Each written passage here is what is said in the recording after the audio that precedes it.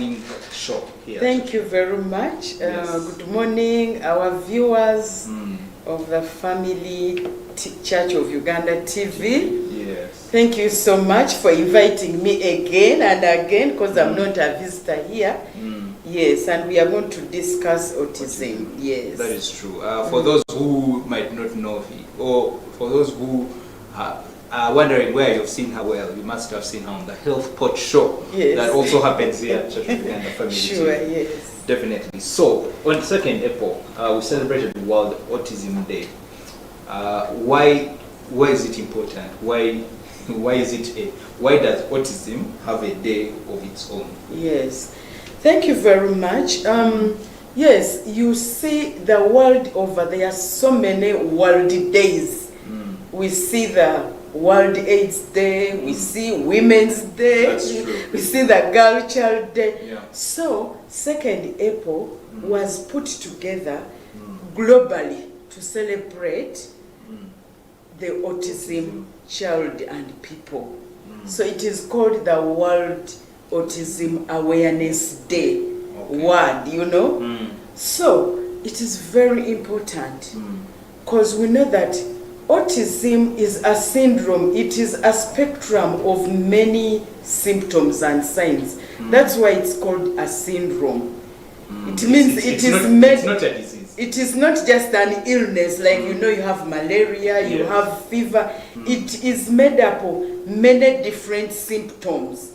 So, and in the end, the whole package, like a whole recipe, you know, as women, when we are cooking, you have a whole recipe of things. You have your flour here. Flour cannot be donut unless if you put flour, you put the milk and the yeast. So autism is a combination of different signs and symptoms.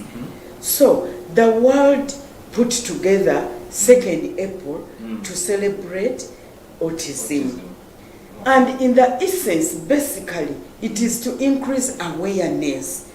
Do you know, before you talk about something, many people kept calling, you know, this autism, what is it? Because they had heard probably the hashtags of today is the World Autism Day, and you know, people were discussing about it. So it is basically to create awareness, but also to create acceptance, as we are going to discuss. Let people be aware, and after you are aware, then you accept. Because we have these children. I am a pediatrician by background. So as a pediatrician, we see mothers, we see so many children, we see several children. We see people in school, because I'm also an entrepreneur of school. We see children in school with autistic features, with features that actually describe them as being autistic or having autism. So it is us to be aware. It is not only for doctors or the health workers, but even you here. You might have a worker here. Based on the symptoms you are going to say, you might say probably this person is autistic. Even to appreciate them. Exactly. One of the things I've heard a lot from the community neighbors is usually when a child is autistic, they usually say they usually say that's witchcraft, or why is it like that? But maybe from actually a health point of view, what are the causes, or what are the causes actually? The predisposing factors, yes. Well, yeah, but we know that for us, especially here, Africans or the developing countries, many diseases or many ailments, we attribute them to witchcraft or to bad luck, you know, because we know even HIV, you know how it started. People started by saying it is witchcraft, whereas it was a behavior issue. People moving around and then they catch the virus. Even other diseases. One of the programs we have been discussing here at Family TV was development delays. And we ran several episodes telling people how you identify your child as having a developmental delay. So autism, or being autistic, or having the autism syndrome is many times the cause is unknown. For us, the doctors or the health world, we call it idiopathic. It is that a child just appears and is autistic. You can't attribute it to any particular cause. Okay. It just comes, like an accident coming. So, over 70% of autistic children, we just identify them because usually by 3 years, you have started sensing that this child may have signs and symptoms that are not like any other child, has some developmental delays. Because autism is about the brain changing its structure. The neurons, the nerves of SIM in Uganda, the nerves in the brain sort of get an accident. But usually the cause of that accident is not known. Okay. However, there are other factors that may predispose, that may increase the chance. Okay. Sometimes you might find that in the family of the father or the mother, there is a child who was autistic. So they can say that actually, in our family, my auntie or the child of my auntie was behaving like this child. Okay. Yes. So it can also be a gene. Yes, because the accident occurs and the genes, get disorganized. Because I don't want to use a lot of medical jargons. Yes. So because the genes get disorganized, those particular areas of the brain that handle particular functions, as we shall discuss further, they get delayed or they get disorganized. Okay. So that's why I'm saying, because for example, a normal child by about 12 years has a word. They can say, you said Byron. They can say Hanifa. In a way, they may not really say it very well. But probably an autistic child may just look on. Those are non-verbal. They can't say any word. Some may just be mumbling. Okay?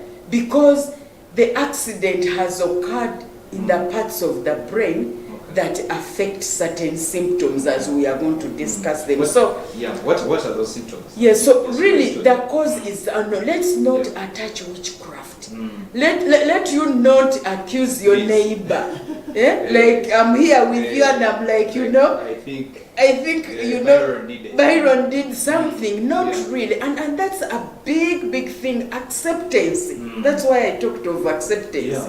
Because if you don't accept, you can't seek care, you can't even listen to this program because you are thinking that my child was bewitched. So the major cause is unknown. But other attributions, like there are viruses.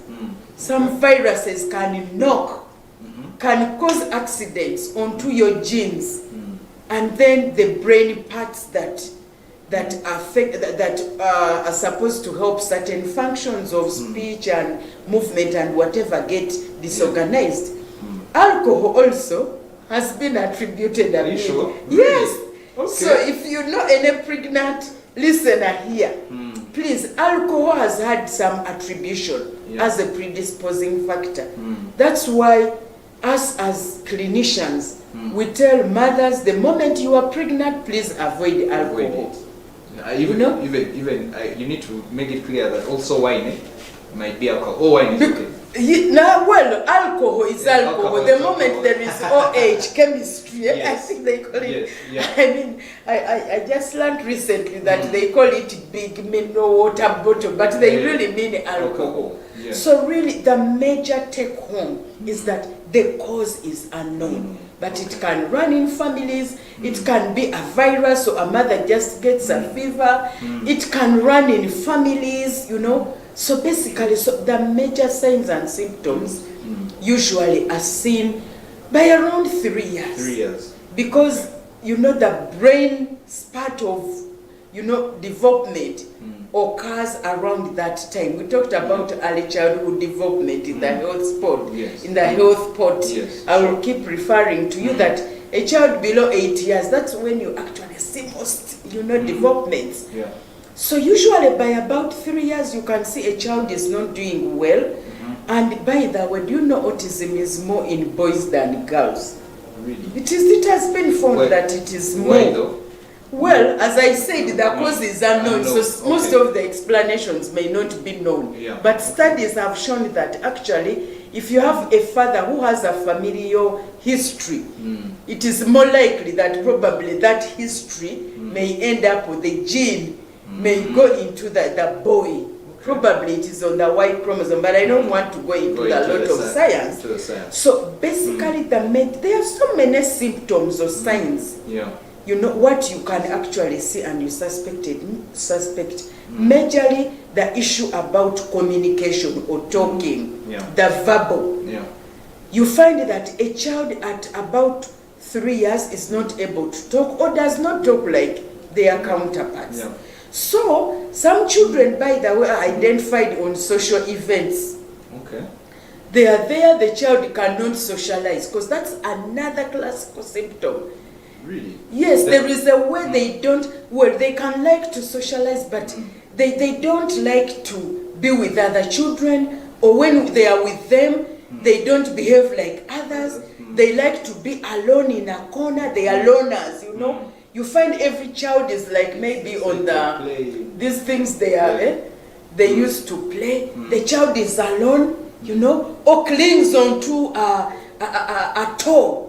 A toy instead of, you know, playing like they're sharing, they don't want to share. So the social aspects of it, like you see your child does not want to socialize. So usually when children go to school, the teachers complain that this child is naughty. They don't want to play with other children, you know. The child does not talk. The child does not want to read. Some of them attribute it to not wanting. Until as a parent or as a caretaker goes further to say that actually there might be a problem. Of course, some of the children, it's about the motor system, the way they walk, the way they use their hands, you know, they lack that fine, you know. A child of 3 years can hold a pen. Yes, meaning that you're fine. You can actually do this, whether they hold it like this or whatever, but in a way they can try to hold.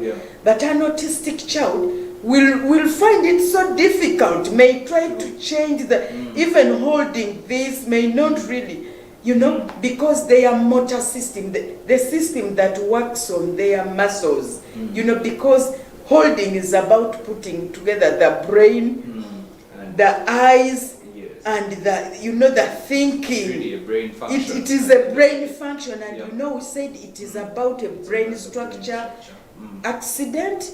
So you find that these children, the speech, the socialization and the communication, but also the way they move.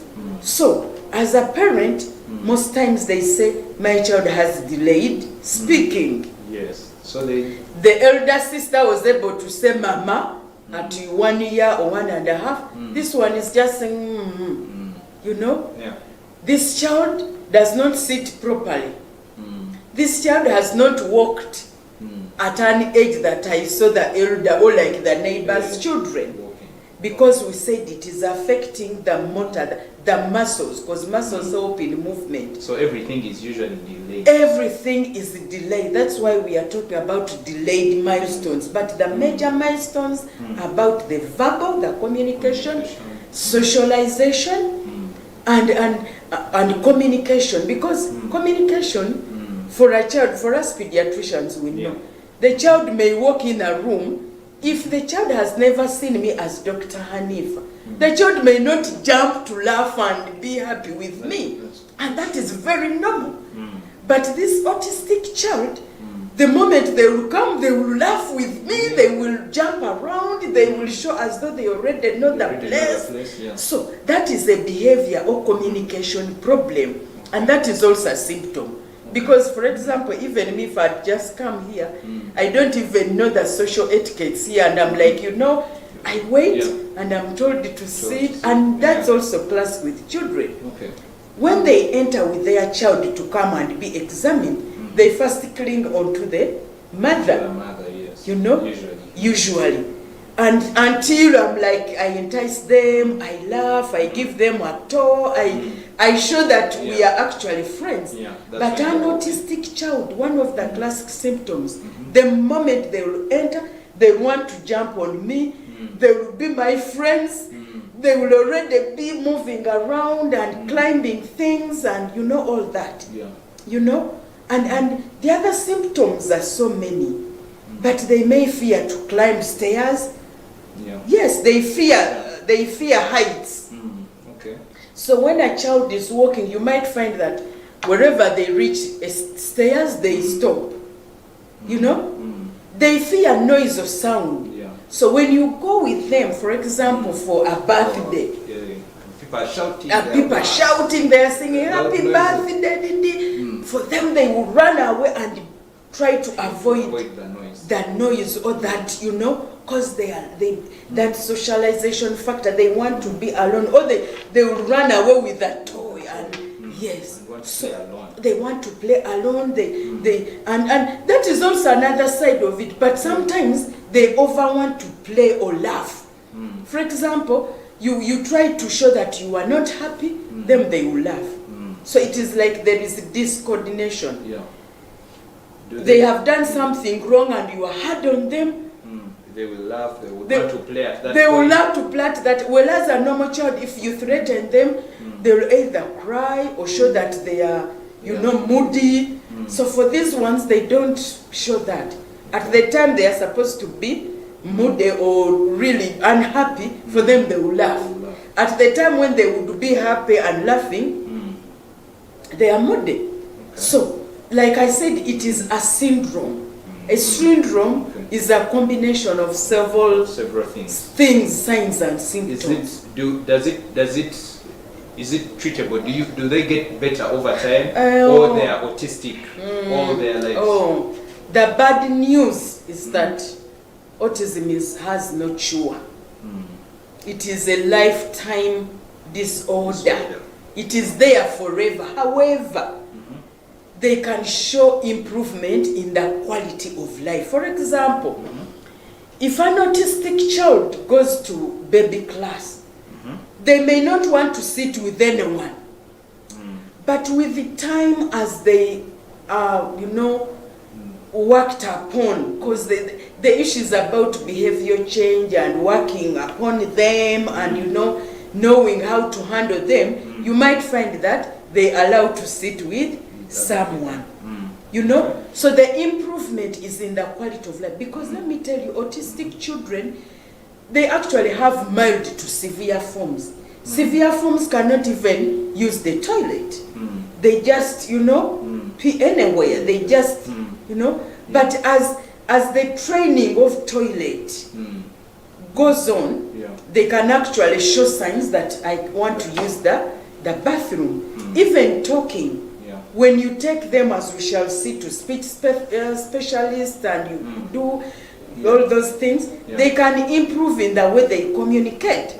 They may not be able to talk, but probably they can use eye contact to show that probably I want to eat, to show that maybe I am hungry, to show that I'm annoyed.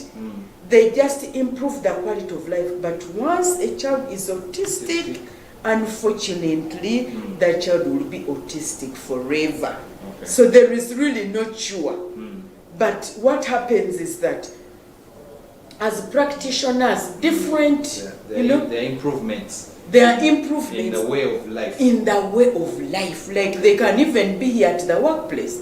They can even be able to craft things. They can even be able to sing. Because I said they are happy people at a certain point in time. So, basically, there is no cure, but whatever is done, that's why I talked of acceptance. You remember when we were talking? Yes. So we accept them as they are. We look at their strength. It is like people with different abilities in a way. They are not really disabled. Now in corporate governance, we don't talk about disability. Like, we used to say people with disability. We say they are people with different abilities. Their abilities are totally different based on whatever accident happened to them. Yes, but also, doctor, we realize that we are raised differently. Yes. And, you know, not every child will be welcoming, and usually children, and I see it all the time, children, they're selfish, they can be bullies sometimes as well. I know. And so, isn't it, I'm sure it's hard, and that's one of the reasons I think we celebrate World Autism Awareness Day, that segregation, it's real, it happens. And I think maybe if you could encourage those who, even parents who don't seem to understand it yet, they want to, as if, abandon the child, maybe take them somewhere to a health facility or something, encourage them on how to deal with. So let me tell you, just thank God that you even have a child. That's where we begin. Yes. That there are people who have never had the happiness of having a child. But the acceptance, first of all, begins with you knowing your child. Because, let me tell you, we are in schools. You find a parent says that, no, my child is not like that. The teacher has identified that actually your child has a certain behavior that does not seem to rhyme with others. Because, yes, we know, naturally there are people who are loners. There are people who are choleric. I mean, they are happy all the time. But if your child is doing things so different from the majority, and the teacher, for example, usually in nurseries when they identify them. So if a teacher says that, I think your child may have a problem, don't first reason, not first say, it seems you don't understand your child. My child, it seems you people are bad, the nursery does not care. You know, first step back and say, oh, probably I need to understand my child more. We now have these phones, you know. Let's pick interest other than being on WhatsApp for fun and whatever. If you are heavy, get to know about milestones. What are the major milestones at this age? At 6 months, what should my child do? At 1 year, what should my child be doing? By 3 years, my child should be able to use the toilet to indicate that they should be using the toilet, or the pamper is wet or whatever. So the first thing is for you as a parent, as a guardian, to know your child. Know your child. In case these things are happening like we have discussed them, then you seek help. You know, seek help, because that's why we talk about community, you know, involvement. Don't say that, Mama so and so said her, this child, his leg is always straight, there might be a problem. You were bewitched. No. Like you said that. Yes, like I said earlier. Because you know, usually, actually, Dr. Anifa, it's true that people think it's witchcraft or whatever, and usually they distance themselves from those people and they consider them as not normal. Of course, they are not normal like us, but also they consider them as a curse. As a curse. So they, in fact, even the parents who come to school, they're like, don't associate with that child or don't do this. So it's usually bad, and I think.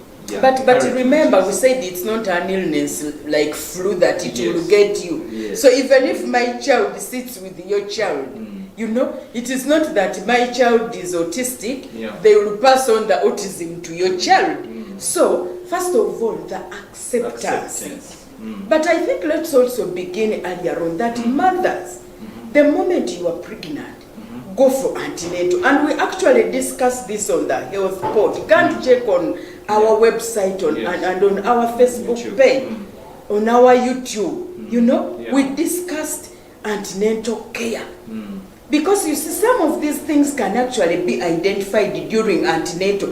They can identify that probably you have a risk, such that the moment your child is delivered, there are certain things that may be asked or examined to see whether your child may be autistic. Because we say early diagnosis is very, very important. Then, if your child is known early, then you seek help early. If you are these people who are there delaying and whatever, your child will reach a certain age and speaking may almost be irreversible.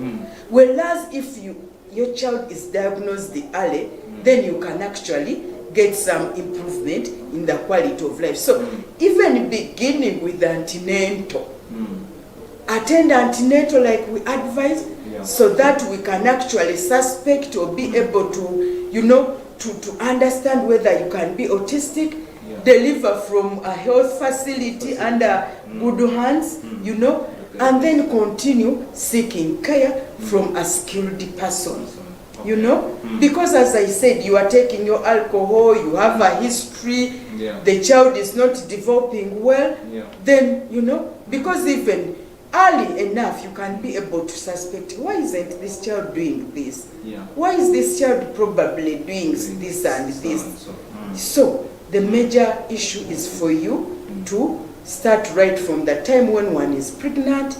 If you see anything that you suspect, seek care earliest, because early diagnosis is a key.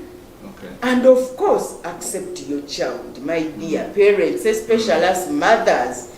Don't say, I'll not breastfeed this child. Don't say, I'll not take this child. And by the way, I liked some of the slogans on these organizations in Uganda that work on autism. They said that, I think, not seeking help is not an option. Not doing something is not an option. Meaning that you have to do something. So it is not an option for you not to do something. That is. I saw it on one of the websites. We have the Uganda Autism Society Association. We have several organizations that actually work on, you know, autistic children, and Autism Care Uganda. We have is it Mukisa Foundation. You can Google those, you know, foundations in Uganda, and you take your child there for care. I was actually about to ask you where they can get the help from, because you kept saying that go acceptance. Where do I go for help, and what you've mentioned? First of all, when you go for postnatal care, when you have delivered, you can actually continue to attend what they call child days. The children go and they are seen, they are examined.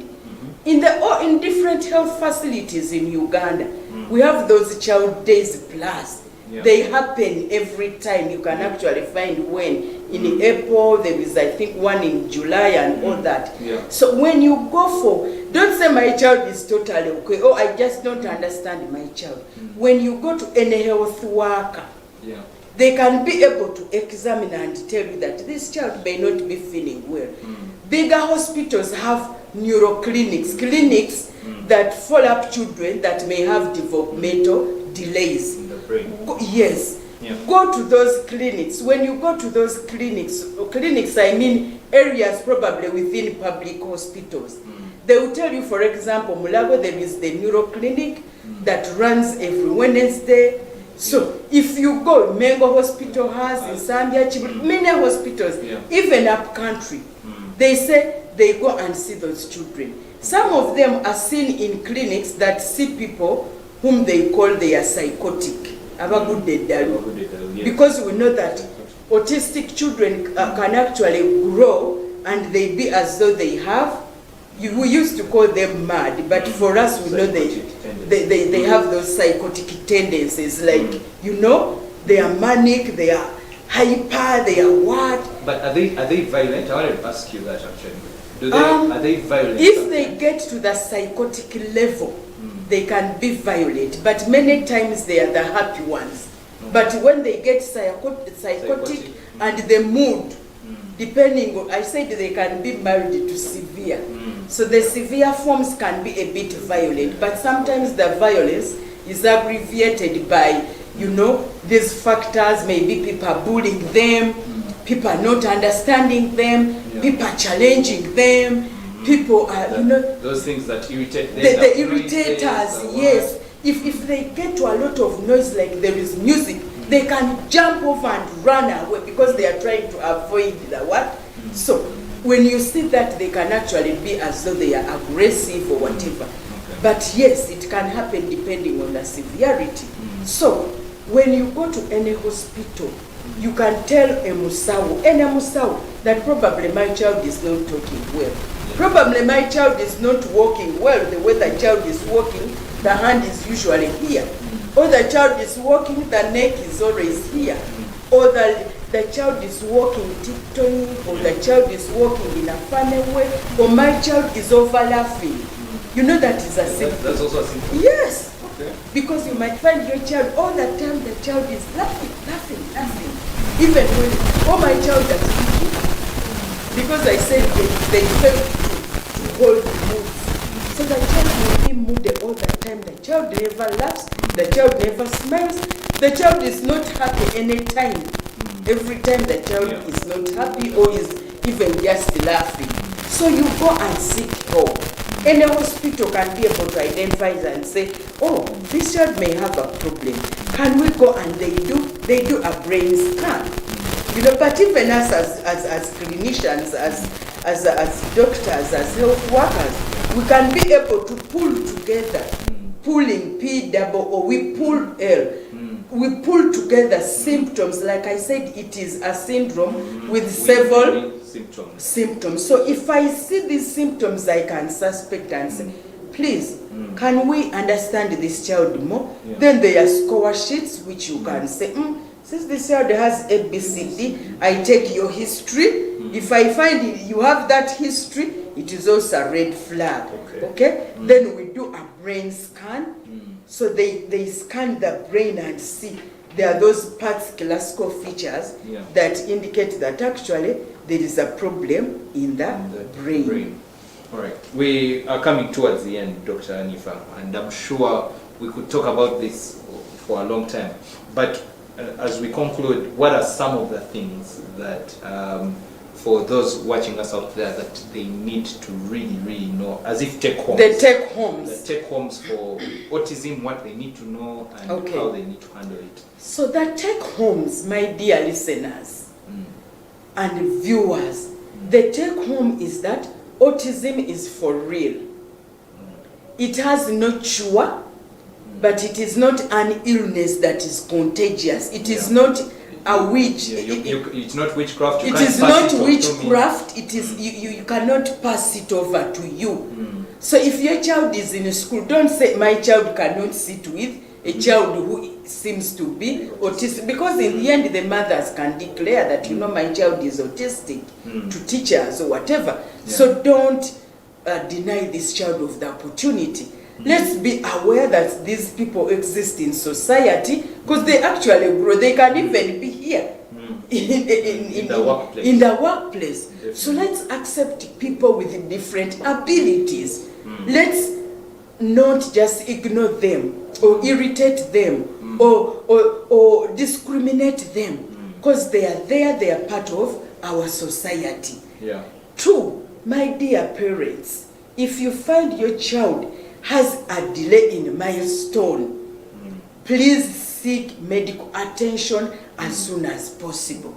Because although we have said there is no cure, but when your child is diagnosed early, you can actually get those improvements. They can work on the speech, they can work on the social aspects, they can help this child communicate, and then the quality of life is improved. So I think basically my appeal is know your child. Even us as teachers, now I call myself a teacher, as teachers, especially starting with the nursery, because we said by 3 years you are suspecting this child may not be as normal as others. Know children who actually may not be as normal as other children, so that you can help some parents, you can alert parents. Thank you very much. Thank you so much. I remain Dr. Hanifa Sengendo here at Family TV. If you want more knowledge about me, please, we have our health pot. You'll find me there. Definitely. Thank you very much. Thank you so much, Dr. Hanifa. And I think one of the take homes for me is for the mother, the things you need to do. Go for the antenatals. Go for everything that you need to do in order to avoid all these things. But also to help yourself accept. I think that was also my take home. Acceptance. Accept they are your children, they are your neighbors, they are your friends. Yes. But Dr. Anifa, thank you so much for coming this morning. We are privileged and blessed to have you.